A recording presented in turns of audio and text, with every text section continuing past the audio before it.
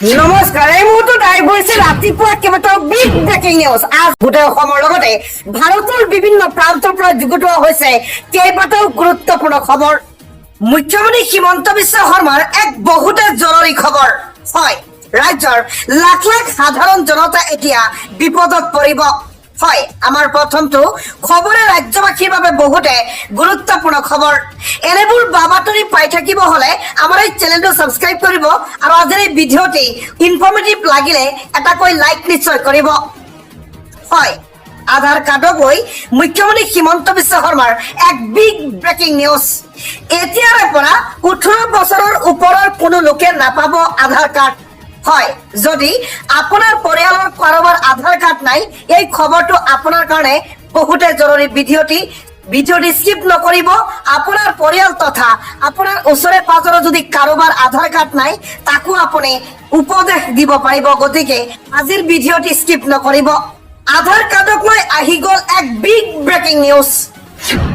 এতিয়াৰে পৰা 18 বছৰৰ ঊৰ্ধ্বৰ কোনো লোকে নাপাব আধাৰ কাৰ্ড।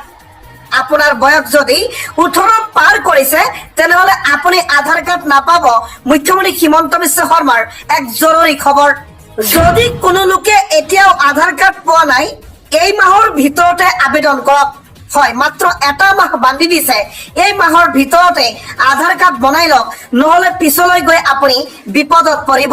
কাৰণ মুখ্যমন্ত্ৰী হিমন্ত বিশ্ব শৰ্মাই এক ডাঙৰ ঘোষণা কৰিছে, 18 বছৰৰ ঊৰ্ধ্বৰ লোকে এতিয়াৰ পৰা আধাৰ কাৰ্ড নাপায়। কিন্তু এটা চৰ্ত আছে, সেই চৰ্ত ফলো কৰিহে আধাৰ কাৰ্ড পাব।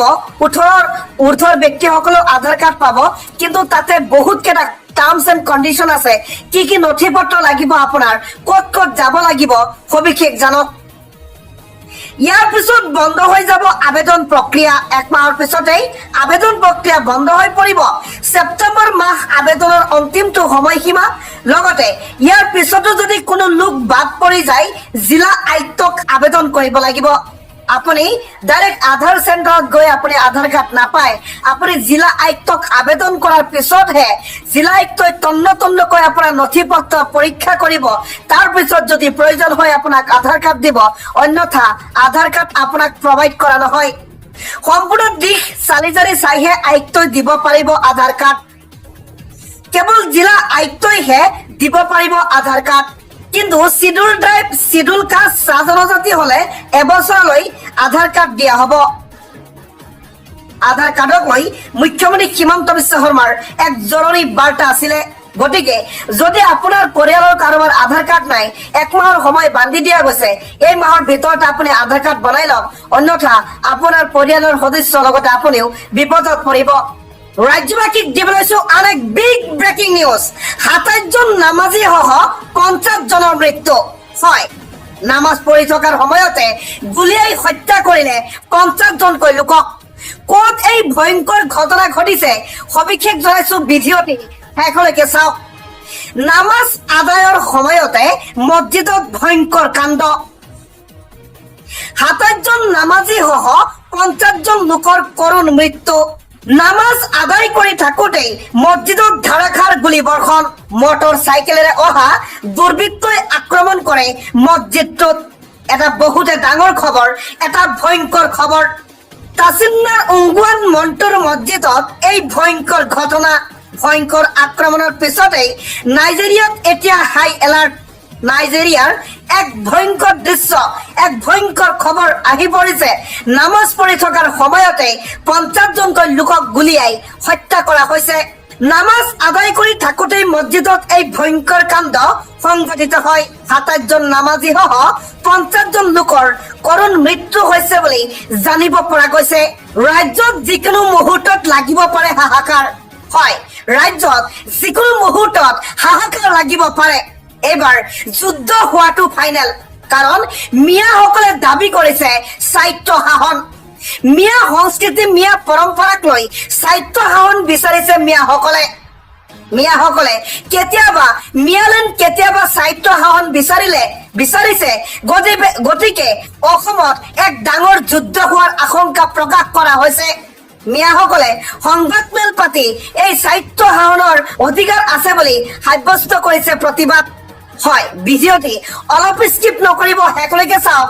সবিশেষ জনাইছো, যুদ্ধ হোৱাটো ফাইনেল হল অসমত, কাৰণ মিয়াসকলে দাবী কৰিলে স্বায়ত্ব শাসন। আমাক স্বায়ত্ব শাসন নিদিলে যুদ্ধ হব এখন অসমত। মিয়া চৌধুৰী বুলি প্ৰমাণিত আছে, সংস্কৃতি আছে, আমাৰ মিয়া নৃত্য আছে। মিয়া জনগোষ্ঠীৰ বিধানসভাত বিলু উত্থাপন হৈছিল। মিয়া সাহিত্য পৰিষদৰ দাবী উত্থাপন কৰিছে মিয়াসকলে।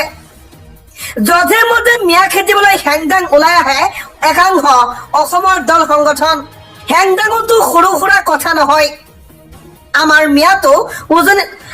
মিয়াটো উজনিলৈ কাম কৰিব যাবই। যধে মধে বাছ ৰখাই মিয়াক অশ্লীল ব্যৱহাৰ। আমাক মিয়া সাহিত্য পৰিষদ লাগিবই বুলি মন্তব্য কৰিছে এই পৰিষদে। ৰাজ্যবাসীৰ বাবে আন এক জৰুৰী খবৰ, এটা বহুতে ডাঙৰ খবৰ। ৰাজ্যৰ লাখ লাখ উচ্ছেদিত পৰিয়ালক দিব মাটি। হয়, ৰাজ্যৰ লাখ লাখ উচ্ছেদিত পৰিয়ালক আমচুৱে মাটি দিব বুলি ইতিমধ্যে আমচুৰ সভাপতি ৰেজাউল কৰিম চৰকাৰে ডাঙৰ ঘোষণা কৰিছে। শদিয়াৰ পৰা ধুবুৰীলৈকে উচ্ছেদিতক মাটি দিব আমচুৱে, ঘোষণা ৰেজাউল কৰিম চৰকাৰৰ। গান্ধী আৰু কংগ্ৰেছ দলৰ বিৰুদ্ধে সৰব হৈ পৰিছে অসমৰ প্ৰাক্তন মুখ্যমন্ত্ৰী তথা কেন্দ্ৰীয় মন্ত্ৰী সৰ্বানন্দ সোণোৱাল। ৰাহুল গান্ধীৰ বিৰুদ্ধে সৰব সোণোৱাল। ৰাহুল গান্ধী হতাশগ্ৰস্ত মানুহ বুলি মন্তব্য সৰ্বানন্দ সোণোৱালৰ। আত্মবিশ্বাসো নাই ৰাহুল গান্ধীৰ নাই আত্মবিশ্বাস। কংগ্ৰেছে লাজ পাইছে বিজেপিৰ কামত। 55 বছৰে শাসনত থাকিও একো কাম কৰা নাছিল কংগ্ৰেছ দলে। ভাৰতবৰ্ষত একোৱেই পৰিৱৰ্তন অনা নাছিল কংগ্ৰেছ দলে। আৰু কংগ্ৰেছ দলৰ বিৰুদ্ধে এইদৰে মন্তব্য কৰিছে সোণোৱালে। আজি বিজেপিয়ে কৰা উন্নয়নত লাজ পাইছে কংগ্ৰেছে।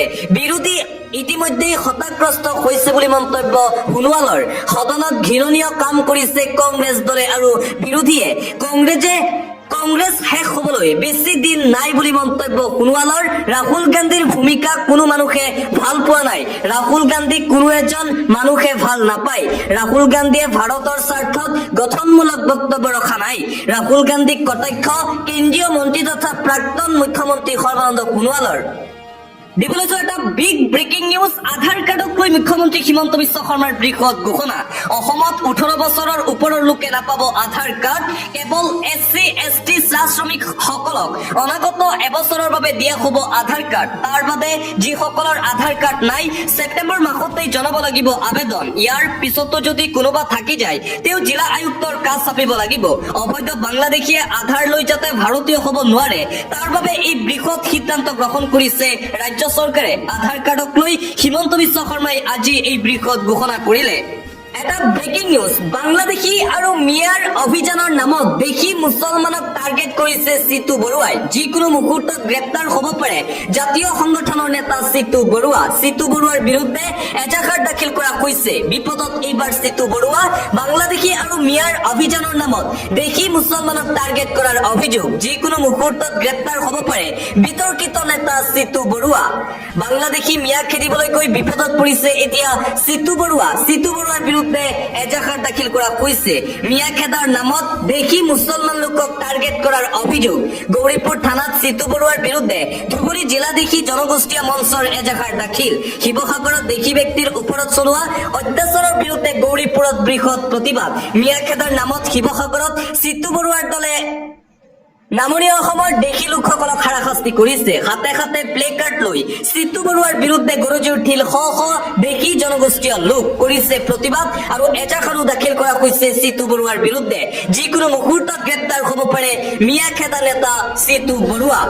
আৰু আনপিনে চিতু বৰুৱাৰ বিৰুদ্ধে এজাহাৰ দাখিল কৰাৰ পিছতেই চিতু বৰুৱাই প্ৰতিক্ৰিয়া প্ৰকাশ কৰিছে। আমি কোনো দেশী জনগোষ্ঠীয় শ্ৰমিকক অত্যাচাৰ কৰা নাই আৰু আমি মিয়া খেদাৰ নামত কোনো শ্ৰমিকৰ পৰা ধন দাবী কৰা নাই বুলি প্ৰতিক্ৰিয়া চিতু বৰুৱাৰ। চিতু বৰুৱাৰ বিৰুদ্ধে ধন দাবীৰ অভিযোগ উত্থাপন কৰা হৈছিল। চিতু বৰুৱাই কৈছে, আমি কেৱল মিয়া শ্ৰমিকক খেদিছো উজনি অসমৰ পৰা। এজাহাৰ দাখিলৰ পিছতেই প্ৰতিক্ৰিয়া প্ৰকাশ কৰিছে চিতু বৰুৱাই।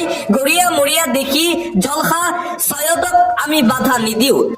তেওঁলোকৰ উজনি অসম আগমনত একো বাধা নাই বুলি মন্তব্য চিতু বৰুৱাৰ। প্ৰয়োজনত এইসকল খিলঞ্জীয়া লোকক আমি সহায় কৰিম বুলি মন্তব্য চিতু বৰুৱাৰ। আমি সম্প্ৰীতিৰ একেডাল জৰিৰে বান্ধ খাই আছো, কিন্তু মিয়া শ্ৰমিকক আমি কোনো কাৰণতে উজনি অসমলৈ আহিব নিদিওঁ। এই বাধা আজিও আছে, ভৱিষ্যতলৈও থাকিব। মিয়াৰ বিৰুদ্ধে এই বাধা। আমি কোনো মালিকৰ পৰা ধন দাবী কৰা নাই বুলি প্ৰতিক্ৰিয়া চিতু বৰুৱা।